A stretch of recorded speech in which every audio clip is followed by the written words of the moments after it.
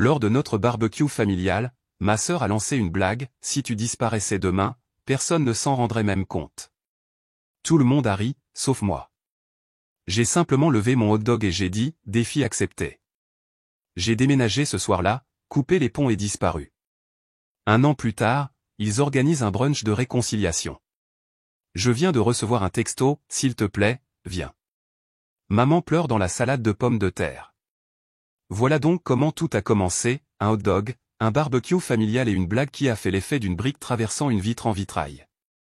Si vous vous demandez quel genre de personne détruit toute la dynamique familiale à cause d'une seule phrase, eh bien, bonjour, je suis Evan, 29 ans, anciennement le personnage secondaire de ma propre sitcom familiale, calme, sarcastique, ce type dont on se souvient quand le Wi-Fi ne fonctionne plus ou que quelqu'un doit soulever des meubles lourds. Je viens d'une longue lignée de personnes bruyantes, avec des opinions fortes et zéro contrôle de leurs impulsions, donc mon rôle a toujours été celui de l'éponge à ressentiment silencieux en short cargo. Notre distribution comprend, Sierra, 31 ans, ma sœur, la star incontestée de chaque réunion de famille, maîtresse du compliment indirect et reine du sarcasme passif-agressif, maman, 57 ans, pleure quand on change d'entrée sur la télévision, pense que le traumatisme est un trait de personnalité, adore la pâtisserie et ignore les drapeaux rouges, papa, 62 ans, ancien militaire, grand amateur de grillades et de cris contre CNN, et puis il y a moi, le type qu'ils oublient de mentionner. Lorsqu'il énumère le nombre d'enfants qu'ils ont. De toute façon, en juillet dernier, nous avons organisé notre barbecue familial annuel, imaginez des hamburgers trop cuits, des opinions sous-cuites et une tension émotionnelle suffisante pour casser une chaise de jardin. Tout le monde était là, cousins, voisins, cet oncle qui pense que le Bitcoin est une personnalité. Je faisais ce que je fais habituellement, je planais près de la glacière, faisant semblant d'être fasciné par les options de limonade gazeuse tout en essayant d'éviter une énième conversation sur le fait que je suis toujours célibataire, mais au moins pas gay. Puis c'est arrivé. Nous étions tous assis autour de la table de la terrasse, les assiettes posées sur des essuie-tout, car à Dieu ne plaise que nous utilisions les bonnes choses. Quelqu'un avait fait une blague idiote sur le fait que je sois toujours mystérieux, et Sierra, sans perdre une seconde, a ri et a dit, si Evan disparaissait demain, est-ce que quelqu'un s'en rendrait même compte? Des rires. Pas des rires nerveux, pas le genre de rire, ah, c'est sombre, ça va? Non, de vrais rires à se tenir le ventre, à se taper les genoux, ah, bien joué, Sierra. Papa a ricané. Maman s'est même essuyé les yeux. Un de mes cousins a reniflé de la limonade. Et je suis resté assis là, tenant un hot-dog mou sur une assiette en papier, regardant tout le monde rire comme si c'était la chose la plus drôle qu'ils aient entendue depuis que maman a essayé d'utiliser TikTok. J'ai levé mon hot-dog comme une coupe de champagne et j'ai dit, défi accepté. Ils pensaient que je plaisantais. Bon sang, peut-être que je plaisantais aussi, mais ce n'était pas le cas. Je suis rentré à la maison, j'ai fait ma valise, j'ai retiré toutes mes économies, et à minuit, j'étais à mi-chemin de l'État dans un motel 6, regardant des téléachats sur des couteaux de cuisine assez tranchants pour décapiter un orignal. Et je n'ai rien dit à personne, pas de notes, pas de texto, pas de monologue dramatique, vous allez me manquer quand je serai parti. Je suis juste parti. Et maintenant, exactement 1 an plus tard, je reçois un texto de ma cousine Maggie, qui a toujours été la plus ou moins correcte, s'il te plaît, viens au brunch familial demain. Maman pleure dans la salade de pommes de terre. Ils pensent que tu es peut-être mort. Que leur dire de plus? Alors, Reddit, je l'ai fait. Donc oui, je les ai ghostés pendant 1 an, blackout complet, pas de texto, pas de carte d'anniversaire, pas de publication Facebook tragique sur le fait de prendre du temps pour moi. Je suis devenu le frère perdu, comme un personnage de film indépendant qui a disparu après une rupture avec le capitalisme. Pendant ce temps, ma famille a apparemment construit un récit. Selon ma cousine Maggie, une sainte dans un marécage de pyromanes émotionnels, voici comment les choses se sont déroulées au cours de l'année. Au début, ils ont supposé que je faisais une de mes humeurs dramatiques. Puis sont venues les accusations sur le groupe, Sierra a dit que j'étais probablement en train de profiter de l'hospitalité d'une fille, papa a dit que j'étais sous drogue, probablement de l'herbe, maman a googlisé les sectes et a pleuré pendant un épisode de Dr Phil intitulé « Quand votre fils rejoint une commune de porteurs de sandales ». Finalement, quelqu'un a appelé la police. Les policiers ont effectué un contrôle de bien-être à mon appartement. Maggie a dit qu'il l'avait trouvé vide, lit propre, toujours fait, aucun signe de lutte, juste un seul carton Amazon ouvert par terre contenant un humidificateur et un livre intitulé Comment arrêter de se soucier de ce que les gens pensent, ce qui a apparemment vraiment énervé maman. Ils ont déposé une déclaration de disparition, un véritable signalement de personnes disparues. Ma propre famille a dit aux policiers que j'étais peut-être mort parce que j'avais cessé de leur répondre par texto et que je n'étais pas venu à Thanksgiving, où l'année dernière, ils avaient oublié que j'étais végétalien et m'avaient servi une assiette de maïs en conserve pour me juger. Avance rapide jusqu'à hier. Je reçois le message de Maggie concernant le brunch de réconciliation. J'ai failli l'ignorer, mais l'expression « maman pleure dans la salade de pommes de terre » a débloqué quelque chose de profond et de déséquilibré en moi. Une partie de moi voulait rester libre pour toujours, mais l'autre partie, celle qui a encore 12 ans et qui veut casser un verre sur la table et crier « me voyez-vous maintenant ?» Cette partie voulait un peu y aller. Alors je l'ai fait. J'arrive 15 minutes en retard en Uber, avec un sac de sport et des bagages émotionnels qui pourraient écraser un cheval. Ils ont loué une salle privée dans ce lieu de brunch excessivement joyeux appelé Sunshine Griddle & Company où vous connaissez le genre, faux-lambris, serveuse prénommée Destiny, des pancakes qui sont accompagnés d'un petit drapeau, comme si le petit déjeuner était une victoire. Et ils étaient tous là, maman sanglotant dans un mimosa, Sierra dans un chemisier qui semblait être fait de passivité-agression, papa dans sa tenue habituelle, je ne suis pas en colère, je suis juste déçu que tu ne regardes pas le football. Maggie m'a vu en premier et a fait le regard écarquillé de « ne commence pas une scène ». Dès que maman m'a aperçu, elle a tellement haleté qu'un bambin a laissé tomber sa gaufre à 3 tables de là. « Oh mon Dieu !» a-t-elle gémi, « il est vivant !» Je n'avais pas encore passé le porte-manteau qu'elle m'a attrapé le visage comme si je venais de sortir d'une tombe peu profonde.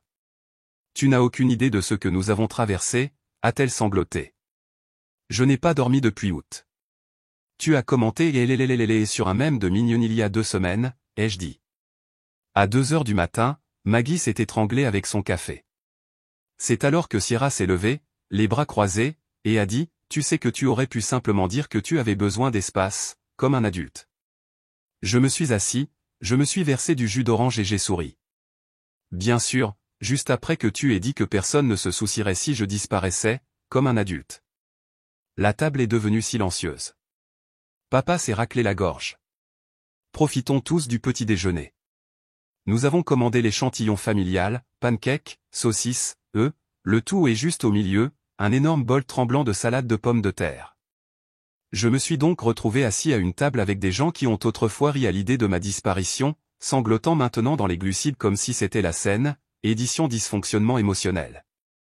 Le mascara de maman coulait jusqu'à ses joues, elle continuait à se tamponner le visage avec une serviette en tissu comme si elle passait une audition pour Real Housewives of Emotional Collapse. Sierra beurrait agressivement des toasts, ce qui, je pense, était censé signaler la maîtrise de soi, mais qui ressemblait plutôt à une punition du gluten. Papa ne m'avait pas regardé dans les yeux une seule fois, il n'a fait que couper les saucisses en morceaux de plus en plus petits comme s'il essayait de prouver quelque chose à son thérapeute, qu'il refuse de voir, car les psys sont pour elle. Et gens qui ne savent pas tondre leur pelouse.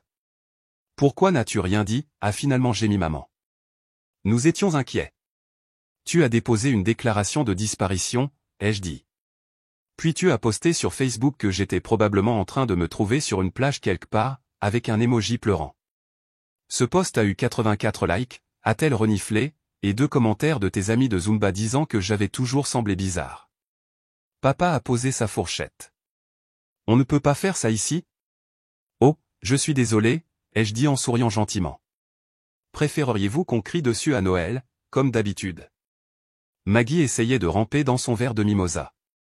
Pendant ce temps, Sierra s'est penchée, posant son menton sur une main parfaitement manucurée comme un chat suffisant.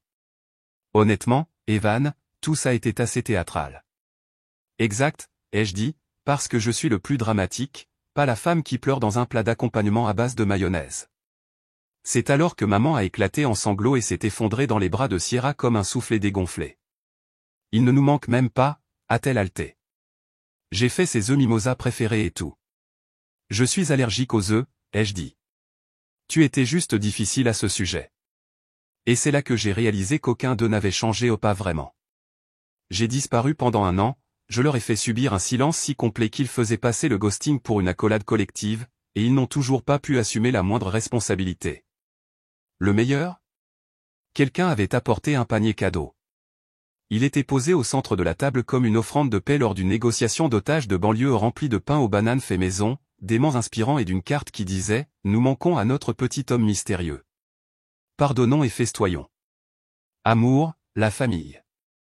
J'ai ouvert la carte, j'ai cligné des yeux et j'ai demandé, qui diable a écrit ça? Maman a levé la main. Sierra a aidé, bien sûr qu'elle l'a fait. J'ai repoussé ma chaise. Vous voulez le pardon comme si c'était un dessert? Comme si vous mettiez assez de culpabilité sur des toasts français, j'allais oublier les années où j'étais invisible? Tu n'as jamais été invisible, a marmonné papa. Tu as juste fait comme si personne ne te comprenait jamais. J'ai éclaté de rire réel et amer.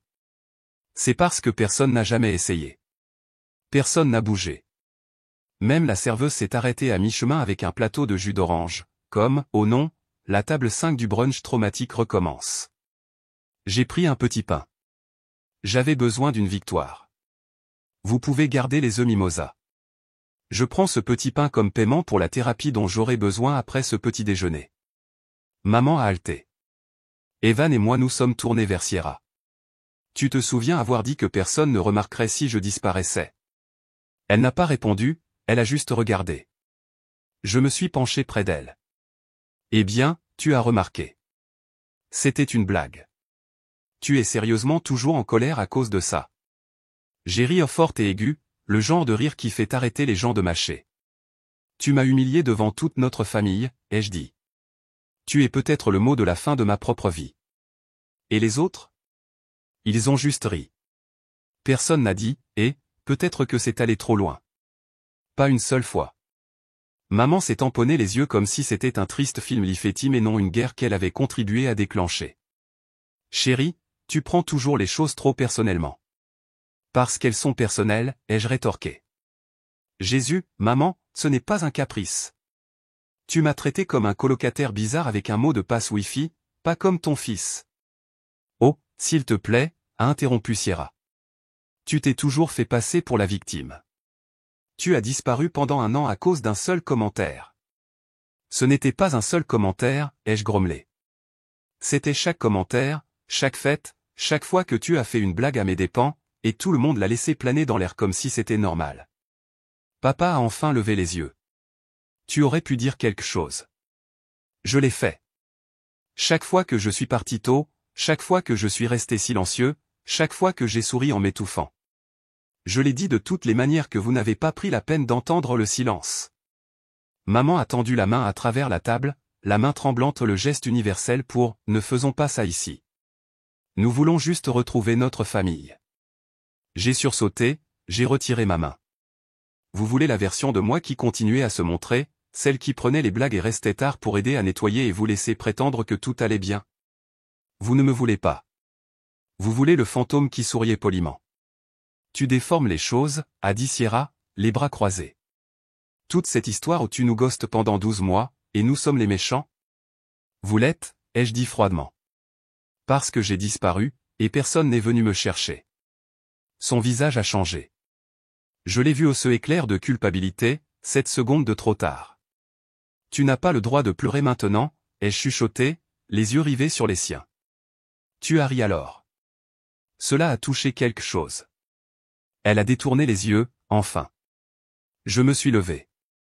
Si c'était censé arranger quelque chose, si c'était votre grand plan de vous serrer dans les bras autour d'eux brouillés et de faire semblant qu'une année ne s'est pas passée, vous avez échoué. Maggie, que Dieu bénisse son cœur saignant, a chuchoté, Evan, s'il te plaît. J'ai secoué la tête. Ma voix s'est brisée, mais je l'ai laissé faire. J'avais besoin de vous tous une fois, une seule fois. Et à la place, j'ai eu un mot de la faim et une assiette de nourriture de pitié. Puis je suis sorti ou je n'ai pas foncé, je n'ai pas couru ou je suis juste sorti, comme si j'étais enfin sorti d'une histoire dont je n'avais jamais demandé à faire partie. Le brunch derrière moi s'est dissous en murmures. Je n'ai pas regardé en arrière, et personne ne m'a suivi. Je pensais que c'était la fin. Je suis sorti de ce brunch comme si le générique devait défiler, musique indie mélancolique, fondue au noir. Evan retourne à sa paisible vie de fantôme, mangeant des pad thaï et des cafés tranquilles où personne ne l'appelle le « sensible ». Mais l'univers avait plus de contenu dans le pipeline. 3 jours après le brunch, j'ai reçu un courriel de ma banque, votre mot de passe a été récemment modifié. Si ce n'est pas vous, veuillez nous contacter immédiatement. Sauf que je n'avais pas touché à ce compte depuis plus d'1 an. C'était l'un des anciens les contes d'Evan d'une autre vie que j'avais laissé derrière moi, ainsi que les gens qui ont ri quand j'ai disparu. Il restait encore quelques milliers de dollars provenant d'un ancien paiement de pigiste que je n'avais jamais réussi à transférer. Je me suis figé, j'ai appelé la banque, j'ai eu un représentant très jovial qui m'a dit, oui, le mot de passe a été changé, oui, un retrait a été effectué il y a 2 semaines, et oui, tenez-vous bien, le transfert est allé sur un compte familial partagé. Quel nom y était inscrit? Sierra. Je n'y croyais pas même elle jusqu'à ce que je creuse dans les détails. Pas seulement Sierra, maman était inscrite comme contact secondaire, papa comme sauvegarde d'urgence. Mon nom n'était même plus sur le compte. Il m'avait effacé pendant mon absence, vivant de ramen, travaillant la nuit, reconstruisant mon cerveau morceau par morceau. Ils avaient déclaré une fête foraine financière sur mes restes tranquillement, par hasard, comme des vautours vêtus de pulls de cartes Hallmark. Et maintenant ils pleuraient au brunch et me suppliaient de rentrer à la maison. Non. Zut non. C'est alors que quelque chose en moi a changé, s'est durci. Le chagrin s'est tu, la tristesse s'est mise de côté, et une nouvelle voix froide, claire et calme s'est levée en moi et a dit, brûle tout. Ils voulaient que je parte? Très bien. Ils allaient voir à quoi ça ressemblait quand je disparaîtrais vraiment. Mais pas avant de m'être assuré que chaque squelette de leur dressing soit traîné à la lumière. Vous voulez un arc de rédemption? Dommage. C'est une histoire de vengeance maintenant. Je n'ai pas sorti de reçu, je n'avais pas besoin de feuilles de calcul, de relevés de cartes de crédit ou de fils de courriel oubliés. Ce dont j'avais besoin, c'était d'eux dans leur forme la plus soignée, la plus performative et la plus filtrée, puis j'avais besoin de déchirer cette illusion. J'ai donc visé la seule chose qui les intéressait plus que le contrôle, leur image. Voyez-vous, ma famille a toujours été obsédée par l'apparence des choses, pas parce qu'elles sont bien sûr, juste par leur apparence pour les personnes extérieures.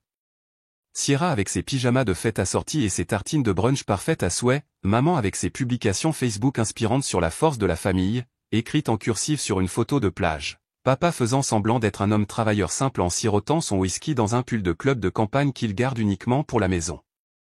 C'est donc là que j'ai frappé. J'ai créé un nouvel Instagram faux nom, biographie vide, pas d'abonnés, pas de publication, un seul but, dire la vérité. J'ai commencé par des retours en arrière des photos de famille d'anniversaire, de vacances, de fêtes, chaque photo souriante, forcée de câlins, à côté des clichés dans lesquels j'avais jamais été tagué. Mais sous chacune d'elles, le vrai titre. Action de grâce 2019, ils m'ont fait manger dans le garage parce qu'il n'y avait pas de place à table. Noël 2017, j'ai souri toute la journée en sachant que Sierra a dit à son petit ami que j'étais probablement autiste pour plaisanter. 60e anniversaire de papa, il m'a dit que j'étais un raté devant 40 personnes et a demandé au serveur un fils plus intelligent. Tout le monde a ri. Chaque publication était horodatée, chaque photo était réelle, chaque légende était terriblement vraie. Je n'ai tagué personne, je n'avais pas besoin de le faire. Les gens l'ont trouvé quand même parce que les amis de Sierra, la petite armée Facebook de maman, ils vivent pour le drame. Et dès qu'une personne a reconnu les photos, cela s'est répandu comme de l'essence sur un feu de cuisine. Les gens aiment regarder une famille parfaite brûler. Les messages directs ont commencé à arriver, des amis du lycée, d'anciens voisins, l'ex de Sierra, qui m'a toujours un peu mieux apprécié. Est-ce à propos de ta famille? Mon Dieu, je me souviens de ce Noël. Ils t'ont vraiment dit ça. Puis le silence de ma famille. Pour la première fois de leur vie, ils étaient ceux qui se débrouillaient. Ils savaient que c'était moi, bien sûr qu'ils le savaient, parce que personne d'autre ne savait exactement ce que Sierra m'avait dit ce jour-là au barbecue, si tu disparaissais demain. Devinez quoi, sœur? J'ai disparu. Et maintenant tout le monde regarde. Tu réalises ce que tu as fait? Le premier message est venu de ma mère, nous devons parler. S'il te plaît. Simple, pathétique, l'un de ces textos que vous envoyez quand vous êtes debout dans la cuisine pieds nus et que vous êtes en spirale. Je n'ai pas répondu. Elle l'a suivi d'un mémo vocal où elle pensait probablement qu'entendre ses sanglots pourrait me faire fondre comme si j'étais toujours l'élève du secondaire obéissant qui pleurait quand elle a plaisanté sur le fait de me mettre en adoption pendant une vente de garage. Spoiler, ce n'est pas le cas. Puis est venue Sierra, bon, sérieusement, qu'est-ce que tu fais? C'est tellement tordu. Tu nous fais passer pour des monstres. Grandis, Evan. C'est mesquin et dégoûtant. Oh, douce ironie. Maintenant, c'est moi qui les fais passer pour des mauvais. Incroyable à quelle vitesse ils passent du rire à ta disparition à la panique à ta réapparition lorsque tu cesses de jouer selon leurs règles. Puis j'ai reçu la notification du groupe. J'avais été ajouté à un nouveau fil intitulé « Guérison familiale ». J'ai failli m'étouffer avec mon café. À l'intérieur, un défilé d'absurdités trempé de culpabilité aux mamans publiant des versets bibliques comme du ruban adhésif émotionnel, papa envoyant un emoji pouce levé sans aucun contexte, Maggie publiant des captures d'écran de tweets inquiets de personnes disant « Waouh, j'ai toujours pensé que les Walsh étaient si parfaits en photo ». Sierra tape juste « Incroyable » encore et encore, comme si elle essayait de faire disparaître l'algorithme. Pourtant, je n'ai pas répondu, je n'ai pas posté, je n'ai pas bougé. Je les ai juste laissés mijoter, parce que j'avais déjà fait ce que j'avais à faire, briser leur façade. Pour la première fois de leur vie soigneusement organisée et porteuse de plats mijotés, ils ne pouvaient pas contrôler le récit. Ils étaient exposés, et ils détestaient ça. Le meilleur ? D'autres personnes ont commencé à intervenir. J'ai reçu des messages directs de cousins éloignés, d'anciens camarades de classe, et même d'une ancienne colocataire de Sierra. Elle a tellement parlé de toi. J'ai toujours pensé que c'était bizarre à quel point elle était obsédée par le fait de te rabaisser. Ta mère m'a dit une fois que tu aimais plus le renvoi que l'air. Je ne la croyais pas. Je suis content de savoir que j'avais raison. Ce conte est brutal et aussi profondément satisfaisant. J'espère que tu vas bien. C'était la première fois de ma vie que je me sentais vu au pas piégé, pas évacué, juste compris. Et non pas parce que je l'ai demandé, parce que je l'ai pris. Pendant ce temps, leurs pages de médias sociaux ont commencé à se calmer, les publications d'anniversaire ont été désactivées, les sections de commentaires ont été verrouillées, les photos de famille ont disparu. Sierra a publié une histoire de son chat avec la légende « J'aimerais que les gens connaissent toute l'histoire ». Quelqu'un a commenté « Peut-être que ton frère serait resté si tu n'étais pas un tel monstre ». Elle l'a supprimé en moins d'1 minute.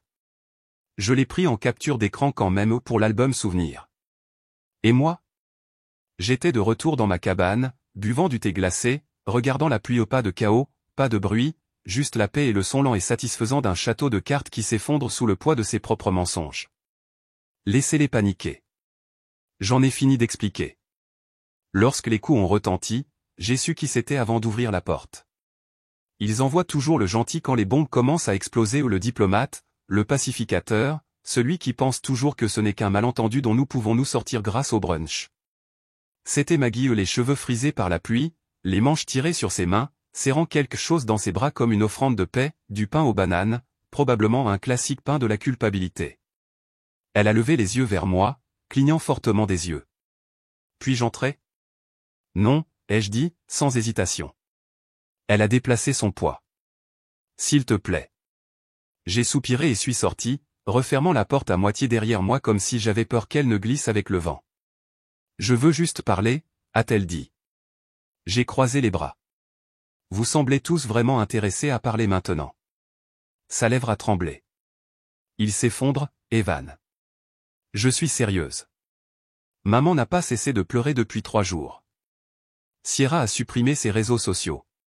Papa a passé des coups de fil pour essayer de te trouver. Il peut appeler Dieu ensuite, ai-je dit. Voir s'il sait où je suis allé. Elle a sursauté comme si j'avais lancé quelque chose. Il souffre. Souffre-t-il, ai-je dit, la voix stable mais aiguë. Ou sont-ils juste énervés que les projecteurs ne soient plus flatteurs ? Maggie a baissé les yeux, puis les a relevés. Tu es meilleur que ça. C'était ça le plus vieux truc du livre de jeu des escrocs émotionnels, flatter le mouton noir pour qu'il ne brûle pas la grange.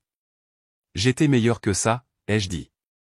J'étais meilleur qu'eux, et tout ce que cela m'a valu, c'est une place à la table des enfants et un abonnement à vie au statut de mot de la fin. Ils ne savaient pas qu'ils te faisaient souffrir. Ils s'en fichaient. Silence. Elle a tendu la boîte Tupperware qu'elle berçait. Du pain aux bananes, bien sûr.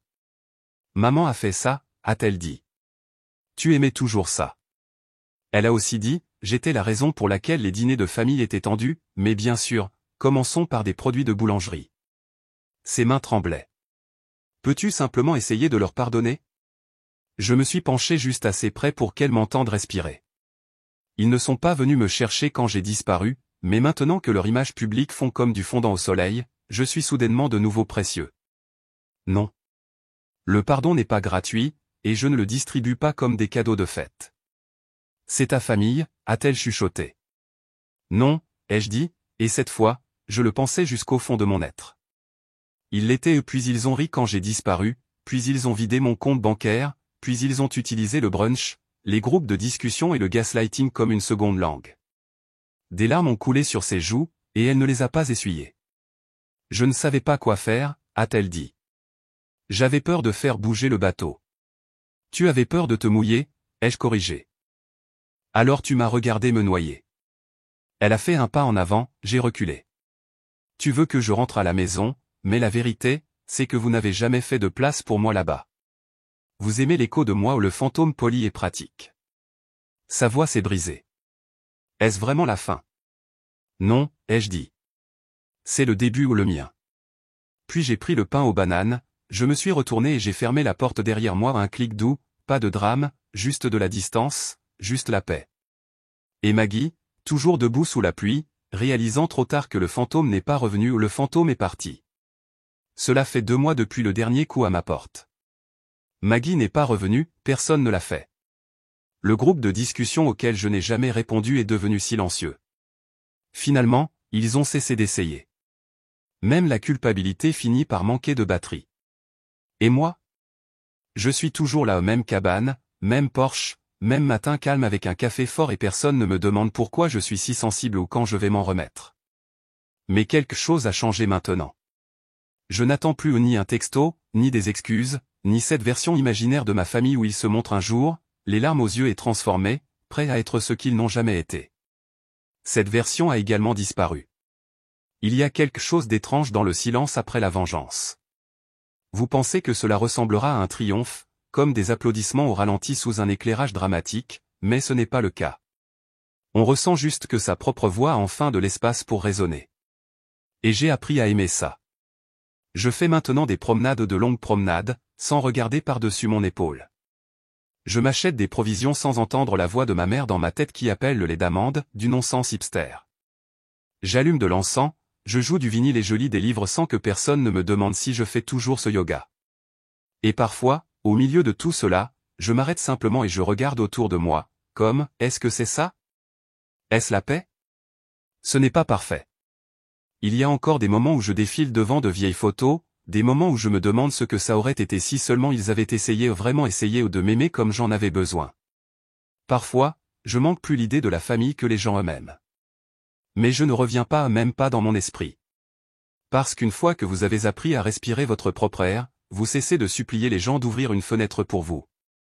Ils existent toujours là-bas, se disant probablement toujours que j'ai réagi de manière excessive, que j'étais trop dramatique, que j'avais toujours des problèmes. Mais rien de tout cela n'a plus d'importance, car pour la première fois de ma vie, leur histoire sur moi n'est pas celle dans laquelle je vis. J'écris le récit maintenant. Et oui, peut-être que cela commence par un hot-dog et une blague cruelle, peut-être que cela dégénère en un chaos mesquin et une guerre de pain aux bananes et le genre de compte Instagram qui fait hocher la tête lentement au thérapeute avec inquiétude. Mais cela se termine ici même, dans ce moment calme et ordinaire où rien de dramatique ne se produit, personne ne crie, personne ne pleure dans la salade de pommes de terre, personne ne joue un rôle. Cela se termine par moi, enfin, d'accord. Pas guéri, pas entier, mais libre. Et c'est assez.